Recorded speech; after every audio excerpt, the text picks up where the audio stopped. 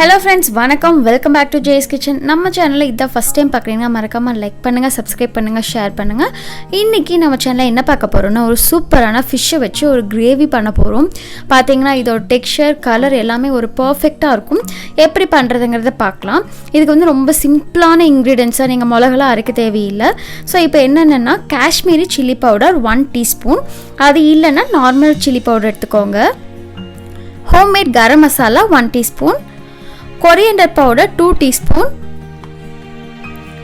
அதுக்கப்புறம் cumin seed அதாவது சீரகப்பொடி 1 டீஸ்பூன், பெப்பர் பவுடர் 1 டீஸ்பூன், அதுக்கப்புறம் இதுக்கு தேவையான அளவு கொஞ்சம் சால்ட் ஆட் பண்ணிவிட்டு ஆயில் வந்து 1 டேபிள் ஸ்பூன். இன்கேஸ் நீங்கள் ஆயில் வேணான்னா இதை வந்து நீங்கள் ஸ்கிப் பண்ணிட்டு வாட்டரில் வந்து நல்லா ஒரு இந்த மாதிரி வந்து ஒரு பேஸ்ட் கன்சிஸ்டன்சிக்கு வந்து நம்ம ரெடி பண்ணி வச்சிடலாம். இன்றைக்கி நான் வந்து மண் சட்டியில் தான் செய்ய போகிறேன். பார்த்தீங்கன்னா நான் இன்றைக்கி கோகனட் ஆயில் எடுத்திருக்கேன். நீங்கள் எந்த ஆயில் வேணால் எடுத்துக்கலாம், நல்லெண்ணெய் கூட ஊற்றிக்கலாம். கோகனட் ஆயில் ஒரு 1 டேபிள் ஸ்பூன் வந்து 2 டேபிள் ஸ்பூன் வரைக்கும் நீங்கள் போட்டுக்கோங்க. அதுக்கப்புறம் ஒரு 1/2 டீஸ்பூன் அளவுக்கு வெந்தயம் ஆட் பண்ணியிருக்கேன். வெந்தயம் கொஞ்சம் கோல்டன் ப்ரௌன் ஆகிடுச்சு. இந்த டைமில் நம்ம என்ன பண்ண போகிறோம்னா சின்ன வெங்காயம் போடுங்க. சின்ன வெங்காயம் போட்டால் டேஸ்ட் நல்லாயிருக்கும்.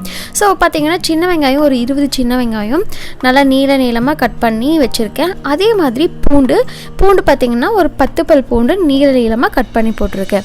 இப்போ இதுக்கு தேவையான அளவு நீங்கள் சால்ட் ஆட் பண்ணிக்கோங்க வதங்குற அளவுக்கு. இப்போ வதங்கினதுக்கப்புறம் நான் உங்களுக்கு நெக்ஸ்ட் என்ன பண்ணுறதுன்னு சொல்கிறேன். நெக்ஸ்ட்டு இப்போ வதங்கிடுச்சு. இந்த டைமில் நான் என்ன பண்ண போகிறேன்னா இஞ்சி பூண்டு, அதுக்கப்புறம் மஞ்சத்தூள், கொஞ்சம் உப்பு போட்டு அரைச்சி நான் ஸ்டோர் பண்ணி வச்சுப்பேன். இது வந்து 1 வீக்குக்கு நம்மளுக்கு கெடாமல் இருக்கும். அதே வந்து ஒரு 2 டேபிள் ஸ்பூன் அளவுக்கு ஆட் பண்ணியிருக்கேன். இப்போ இது ஒரு 2 மினிட்ஸ் வதங்கட்டும். கொஞ்சம் அப்போ தான் பச்சை வாசம் போகும், கொஞ்சம் நல்லாயிருக்கும், ஃப்ளேவர் நல்லாயிருக்கும். இப்போ நான் வந்து கருவேப்பிலை வந்து ட்ரை பண்ணி வச்சுருந்தேன், அதனால் அதை ஆட் பண்ணியிருக்கேன். நீங்கள் ஃப்ரெஷ்ஷாக இருந்தால் கூட அந்த லீவ்ஸ் கூட நீங்கள் ஆட் பண்ணிக்கலாம். நெக்ஸ்ட்டு தக்காளி ஒரு 2 தக்காளி வந்து நான் அரைச்சி வச்சுருக்கேன். வெறும் தக்காளி மட்டும் அரைச்சி ஆட் பண்ணியிருக்கேன். இப்போது ஒவ்வொரு தக்காளி ஒவ்வொரு சைஸில் இருக்குது அப்படின்னா நீங்கள் வந்து உங்களுக்கு நான் போட்ட மெஷர்மெண்ட் பார்த்திங்கன்னா எக்ஸாக்டாக 1 கப் மெஷர்மெண்ட் இருக்குது. அதனால் நீங்கள் 1 கப் நீங்கள் ஆட் பண்ணிக்கோங்க.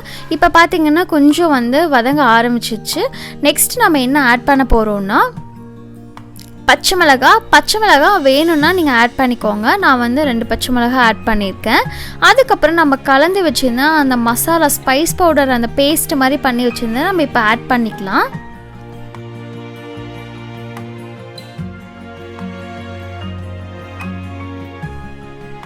இந்த மசாலா பேஸ்ட் பார்த்திங்கன்னா ஒரு 2 டேபிள் ஸ்பூன் மெஷர்மெண்ட் அளவுக்கு இருந்துச்சு. இப்போ இதை மிக்ஸ் பண்ணதுக்கப்புறம் பார்த்திங்கன்னா கலர் வந்து ஒரு சூப்பரான கலராக இருக்கும்.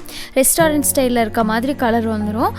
இது நல்லா கொதிக்கட்டும். கொதிச்சதுக்கப்புறம் நம்ம வந்து புளி இருக்குது இல்லையா, புளியை வந்து நான் என்ன பண்ணுவேன்னா ஒரு 1 கப் புளி வந்து குக்கரில் போட்டுட்டு தண்ணி கொஞ்சம் அது மூழ்கிற அளவுக்கு தண்ணி ஊற்றி அதுக்கப்புறம் 2 விசில் விட்டு நீங்கள் எடுத்து நல்லா அரைச்சி வச்சிட்டிங்கன்னா இந்த மாதிரி ஸ்டோரில் வாங்குற மாதிரி நல்லா பேஸ்ட் மாதிரி இருக்கும். இது வந்து எப்போவுமே உங்களுக்கு கெட்டே போகாது, ரொம்ப நல்லாயிருக்கும் நீங்கள் ஸ்டோர் பண்ணி வச்சிட்டிங்கன்னா. அதுவுமே அந்த புளி தண்ணி எக்ஸாக்டாக 1 கப் ஆட் பண்ணியிருக்கேன். இப்போது அதெல்லாம் பச்சை வாசம் போனதுக்கப்புறம் நான் இன்றைக்கி எடுத்தது வந்து அந்த பாம்ஃப்ரெட் ஃபிஷ்ஷுன்னு சொல்லுவாங்க இல்லைங்களா, அதை எடுத்திருக்கேன். இங்கே வந்து பாறை மீனுன்னு சொல்லுவோம். இப்போது வந்து பார்த்திங்கன்னா இந்த டைமில் நீங்கள் அந்த ஃபிஷ்ஷு போடுறதுக்கு முன்னாடி சால்ட்டும் காரமும் செக் பண்ணிக்கோங்க. உங்களுக்கு கரெக்டாக இருக்கா, புளிப்பு காரம் எல்லாமே செக் பண்ணிக்கோங்க. அதுக்கப்புறம் ஒரு 5 மினிட்ஸ் வந்து கொஞ்சம் நம்ம ரெஸ்ட் விடலாம். இதே கொஞ்சம் ஸ்லோ குக் ஆகும், அதனால் நம்ம அதையை வந்து கொஞ்சம் விட்டுடலாம். நெக்ஸ்ட்டு என்ன பண்ண போகிறோம்னா வெல்லம், அது வந்து பொடியாக கிடைக்குது, ஜாக்ரி பவுடர், அது வந்து ஒரு 1/2 டீஸ்பூன்லேருந்து 1 டீஸ்பூன் அளவுக்கு வந்து ஆட் பண்ணிக்கலாம்.